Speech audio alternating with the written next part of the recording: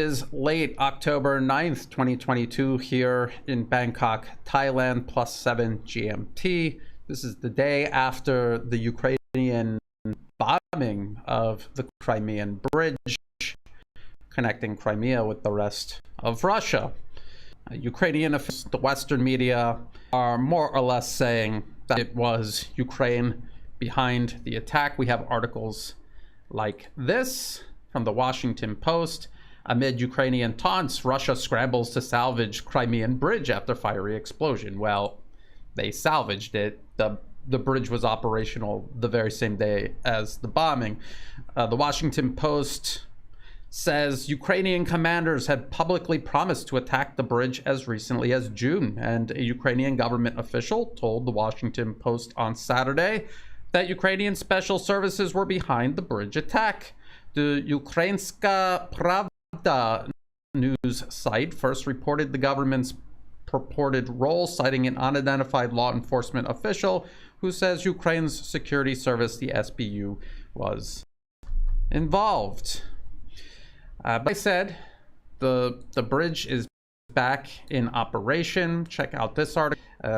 Via who financed limited road traffic resumes on intact lanes of Crimea bridge. This article explains limited road traffic resumes on intact lanes of Crimea bridge, says Russia's transport ministry on Saturday.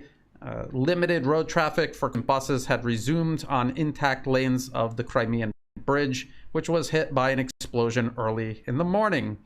The article also notes that heavy goods vehicles would have to wait to cross a ferry. So there is damage that's still to be repaired, but the bridge is more or less operational. Will this cause disruptions for civilian and military logistics? I think that it will cause disruptions, but these disruptions contingencies can adequately handle. Now, I've explained before the whole idea of this attack, this terrorist attack on civilian infrastructure, was to completely cut off Crimea and Kherson from the rest of Russia. And I want to show you what this looks like on a map, liveuamap.com. Again, this is pro-Ukrainian. If we zoom in here, this is where the bridge is. They hit it here, and so they were cutting Crimea off from the rest of Russia this way. But here is the ferry. There is a ferry. This is how they sent things beforehand. There's this strip of land with rail and road. There's a ferry terminal, and the ferry transports goods and people back and forth this way. That is operational. So it wasn't completely cut off. But then the idea is for Ukraine from Zaporozhye city to push down into Russian-held territory, well, now part of the Russian Federation, according to Moscow, to perhaps Melitopol or somewhere in this region to cut the land bridge as well. And in theory, Ukraine believes that would isolate Russian forces in Kherson and Crimea. But this is a huge amount of land. Crimea has been part of Russia for 8 years. Before that, there was a Russian military base in Crimea. They have huge amounts of equipment and ammunition on the peninsula. Of course, it is necessary to continue shipping supplies, equipment, vehicles, ammunition into the peninsula. But there's a huge amount that can be staged in Crimea itself. So the idea of cutting the bridge off, cutting the land bridge, and somehow stranding Russian forces there, it is not entirely impractical, but it's not as devastating as, say, encircling a single city, because we're talking about so much land, so much equipment and vehicles and ammunition could be staged in this huge amount of area that would sustain Russian combat operations for a very long time, and it would allow Russian ships to come in by sea. There are ports there, and deliver everything that they need to continue fighting. the offensive has not been launched yet. Everyone is waiting for Ukraine to launch their offensive. So let's look at the map again, just to look going on. Around Kherson, the front line has stabilized. Ukraine is preparing for another push. Russia is preparing to defend against another push. We're waiting for some sort of offensive to be launched by Ukraine along this front line, again, to cut off the land bridge. There is fighting around Donetsk. Of course, there is fighting around Bakhmut, right here. And I'm going to get into this a little bit later on. And in this case, Russia is making progress, and it is Ukraine losing territory. And then, of course, the line here has more or less stabilized. This was the Kharkov offensive, the area taken by Ukraine. And as soon as they reached places like Liman, Russian resistance was quite stiff, and it ground their offensive to a halt. They managed to take Liman. Now they face a fortified Russian defense line. This is going to be very any push forward that they make from this point on is going to be grinding and incremental. It's going to expend Ukrainian forces, ammunition, vehicles, and I'm going to get into that as well. Despite the attack on the Crimean bridge, it went operational very quickly. Even if they did manage to take the bridge out completely, would this have made a major difference? Of course, it will undoubtedly disrupt logistics, civilian and military logistics, to a certain extent. But is this going to change the outcome of this conflict? In other words, is this going to be what delivers victory to Ukraine? And the answer is no, because victory for Ukraine is pushing Russian forces out of everywhere Ukraine considers Ukrainian territory, which includes Crimea. That is never going to happen. So ultimately, this is not going to change them. The outcome of this conflict is going to be Ukraine exhausting its military forces before they achieve what they consider victory. That is not Russian propaganda saying that. That is the Western media. And I've been reporting on this for months, talking about how unsustainable this all is, how there's going to be a limit, how when Ukraine loses certain pieces of equipment, or once the West is out of ammunition to send Ukraine, there is no more end. Look at this ABC Australia News article. This was posted yesterday. U.S. ammunition supplies dwindle as Ukraine war drains stockpiles. Okay, and again, this is something that I have been talking about for a very long time. The article says the United States will soon be unable to provide Ukraine with certain types of ammunition that are essential to Kiev's battle against Russia's invasion, as supplies are being used up faster than they can be replaced. I have been pointing this out for a very long time. The article also says Washington has become by far the largest supplier of arms to Ukraine since Russia launched the invasion on February 24th, with more than $16.8 billion in military assistance provided since that date. And this helps answer the question that I always get. Well, Brian, maybe the U.S. is running out of ammunition and vehicles to send to Ukraine, but they have all these other allies. Well, they're sending even less. Even when you add it all up, it's still less than what the United States has sent. So if the U.S. is running out and they have nothing else to send, then for argument's sake, Ukraine is not getting anything substantial after that. The article continues. It says, but U.S. stockpiles of some equipment are reaching the minimum levels needed for war plans and training, and restocking to pre-invasion levels could take years. And this is someone from the Center for Strategic and International Studies providing their analysis on this topic. The article talks about Javelin missiles, Stinger missiles. They are running out. Notice how you don't hear anything about them anymore.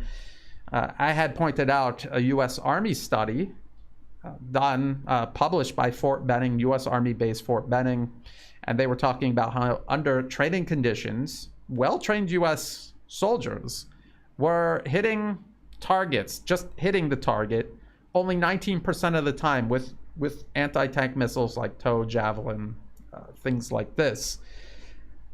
If you're sending these to Ukraine, you didn't properly train them to use these weapon systems specifically. They are not properly trained as soldiers, and they are under wartime conditions. It'll be much less than 19%.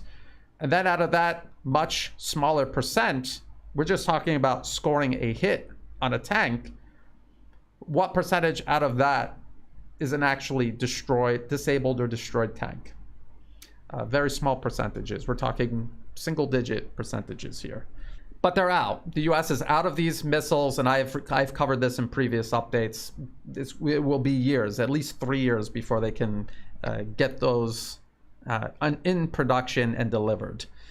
The article also talks about 155 millimeter artillery rounds. This is what the M777s fire, and all of these self-propelled artillery systems that NATO has been sending Ukraine. It says the United States has also supplied more than 800,000 NATO standard 155 millimeter artillery rounds to Kiev, 3/4 of the total amount delivered by all Western countries, according to official Pentagon statistics. Again, what did I say? The U.S. is sending the majority. All of America's allies combined are sending less. When you add it all up, it's still less than what the U.S. has sent. U.S. production of these shells currently stands at 14,000 per month, but the Pentagon has announced that it aims to increase that figure to 36,000 within 3 years. That would still only bring annual production to 432,000, less than half of what has been provided to Ukraine in 7 months, not even a whole year, 7 months.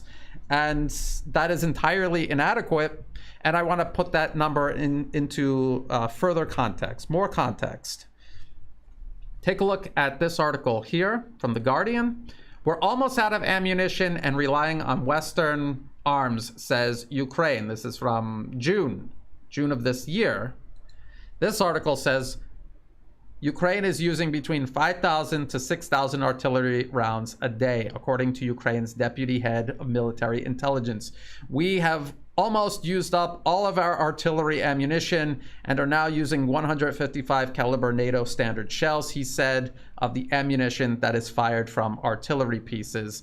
So let's just imagine that the US is able to ramp up artillery round production to 36,000 rounds per month.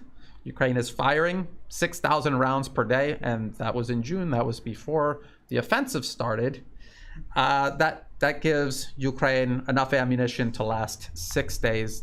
I guess they have the rest of the month off.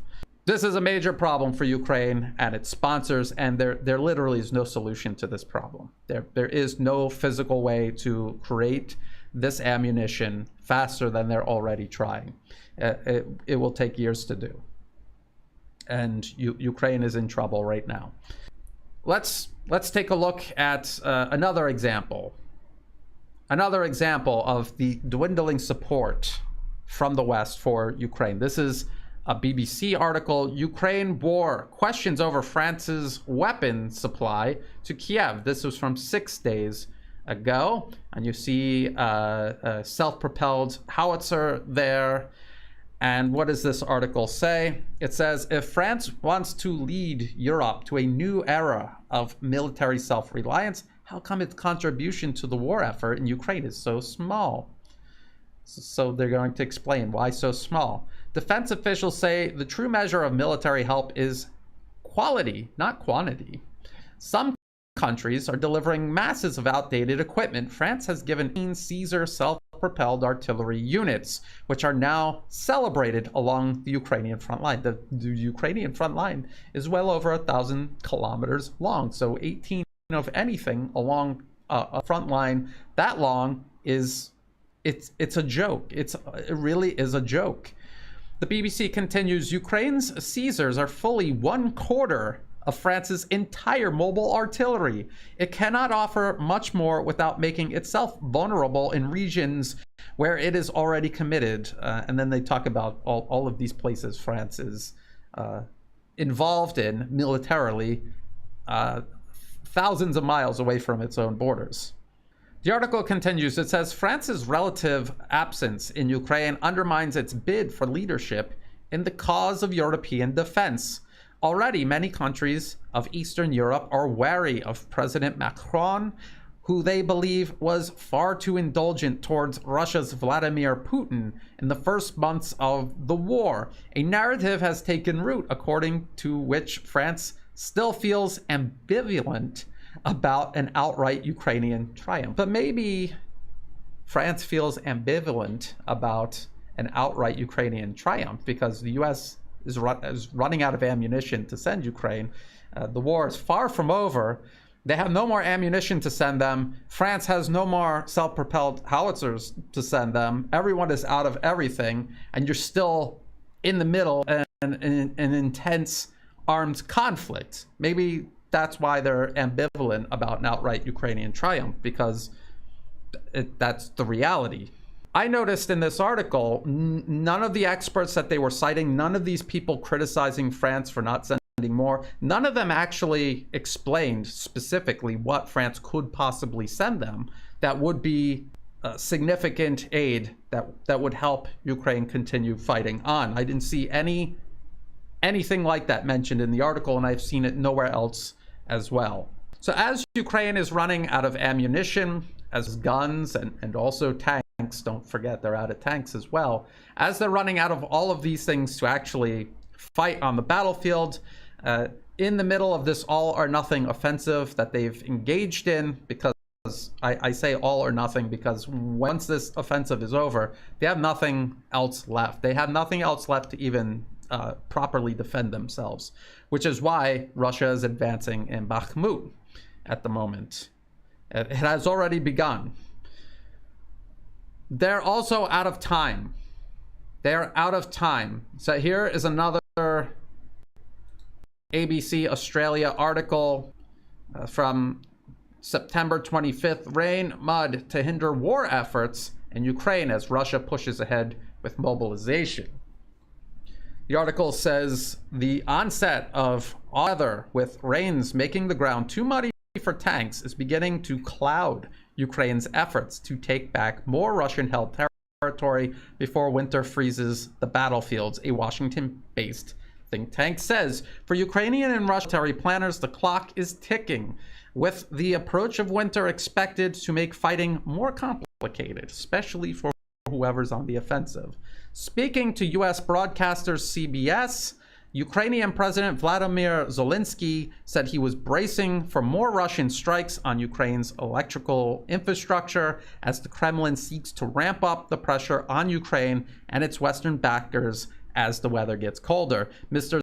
Zelensky warned that this winter will be very difficult. Shoot missiles and they will target our electric grid. This is a challenge, but we are not afraid of that, he said. Well, Ukraine's civilian infrastructure is all that much more open and fair game after this attack on the Crimean bridge, and the Ukrainian government and the collective Western media celebrating it. No compunction at all about attacking Russian civilian infrastructure. Why should Russia have any compunction about attacking Ukrainian civilian infrastructure? Again, they are painting themselves into this corner. The article continues. Already, rainy weather is bringing muddy conditions that are starting to limit the mobility of tanks and other heavy weaponry, according to the Institute of the Study of War. And that is a Washington-based think tank connected to the American State Department officials directly involved in the illegal overthrow of the elected government of Ukraine in 2014, which created this crisis to begin with. Now, if both sides, their ground forces are restricted because of the conditions on the ground, whichever side has a larger air force, a larger fleet of drones and long-range weaponry that is indifferent to the mud on the ground, they are going to have the advantage. And remember, as this weather changes, the conditions on the ground, the leaves are also falling off the trees. If you have been following this conflict closely, especially on Telegram, watching all of the footage, you can see that Ukraine has been making good use out of foliage in forested areas. They are hiding in there. It makes it much harder for drones to spot Ukrainian forces assembling, moving, or just hiding. The leaves start falling off the trees. It'll make it much easier for drones to find targets than to direct artillery, rockets, missiles toward them, and also much easier for Russia's substantial military aviation to be in finding and destroying targets. I have said it before. I'm going to continue saying it. It is reality. This offensive launched by Ukraine is finite. It has a limit. It is reaching the limit. When it is fully extended, it'll be overextended, stretched out physically across the battlefield. It'll be thinned out because of the heavy losses they are suffering. Russia, on the other hand, is specifically, and even the Western media has noted this, they are specifically avoiding becoming insurgents or finding themselves in a position where they suffer heavy losses at the hands of this offensive. They are preserving their fighting capacity for later. What happens later? Later, these Russian forces who have preserved their men and equipment are going to be replaced by 300,000 additional Russian forces and associated equipment. And when they begin pushing back toward Ukrainian lines, we're going to find an enemy that has depleted itself in this all or nothing offensive. This is just common sense. Yeah, I have pointed out how even fanatical pro-Ukrainian voices across the Western media have started picking up and realizing this, the implications. And we're already seeing the impact of this, the impact of Ukraine overextending itself. We can take a look at this article from Reuters. Troops involved tough around key towns.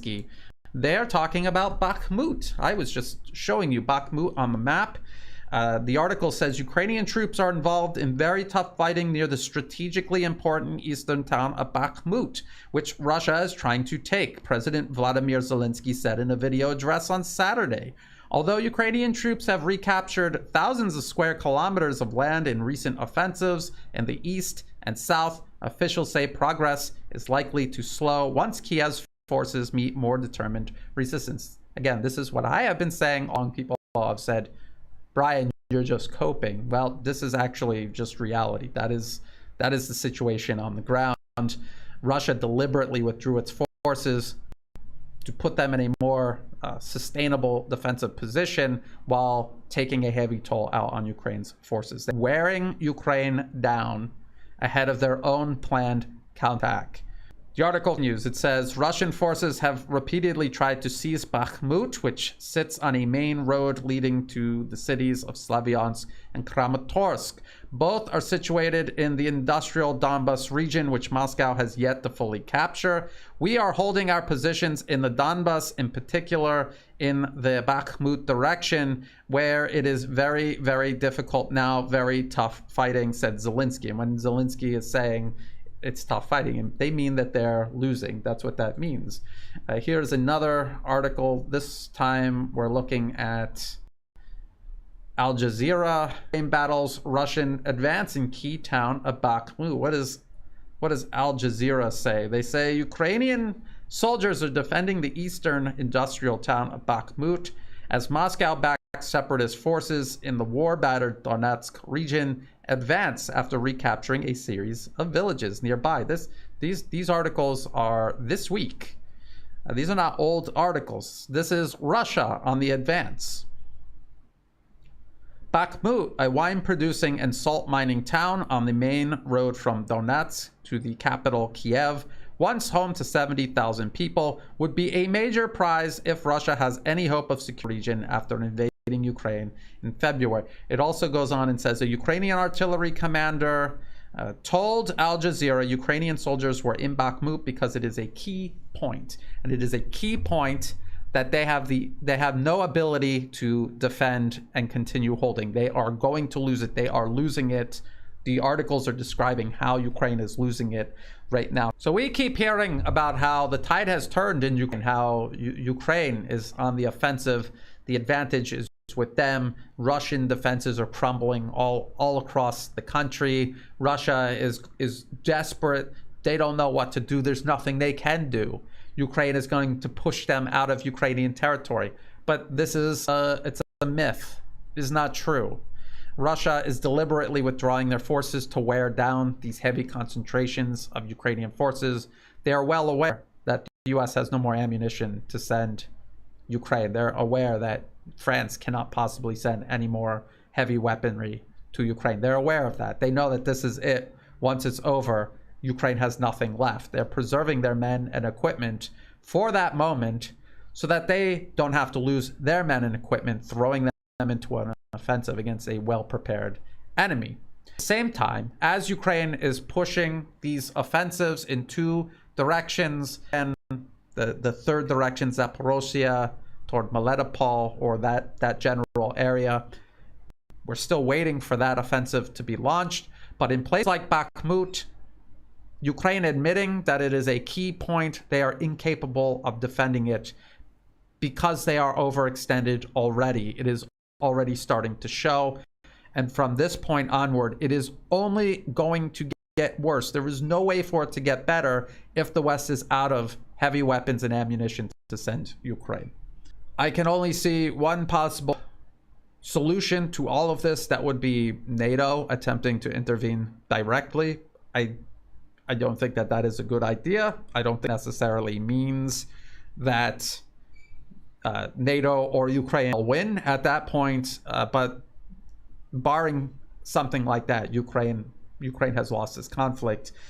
At the end of this offensive, Ukrainian forces are going to be physically stretched out, their ranks thinned out. They're going to be more vulnerable than ever. They're going to have a very steep price to pay for this offensive. They're already paying it in blood and in equipment, and it is going to be Russian forces who have preserved themselves and an additional 300,000 reinforcements that Ukraine pays that steep price to.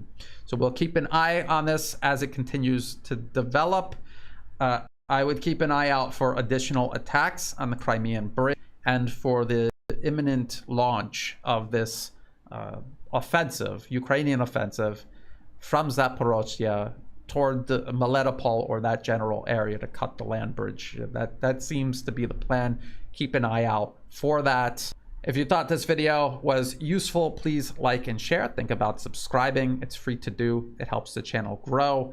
If you're watching this on YouTube, please check the video description for other places you can find and follow my work. I'm on Telegram. That is an alternative for Twitter and Facebook. I'm on neither one of those networks. You can find and follow me on Telegram.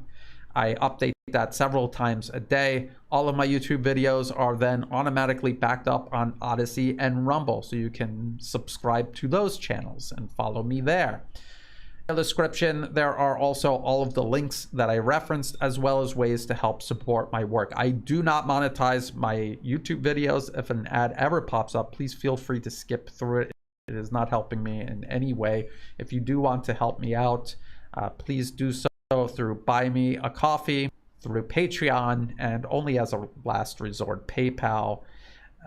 They are in the process of changing their policy and making it even more difficult for people to challenge Western propaganda, actually. To everyone who has been helping out, thank you so much. I could not do this work without that support. And as always, thank you for watching.